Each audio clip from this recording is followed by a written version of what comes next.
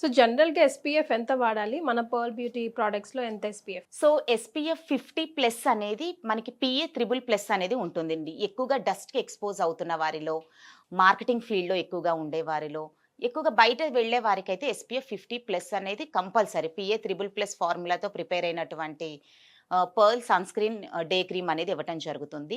In హౌస్‌లోనే ఉంటాము, ఎక్కువగా expose అవ్వము అనుకునే వారికి ఈ మల్బరీ గ్లూటాథయాన్‌తో ప్రిపేర్ అయినటువంటి పర్ల్ డే క్రీమ్ అనేది ఇస్తాము. దీని ద్వారా ఏంటంటే ప్రత్యేకంగా మన స్కిన్ అనేది ఇంకాస్త ఎన్హాన్స్ అవుతుంది. గ్లోనెస్ పెరుగుతుంది.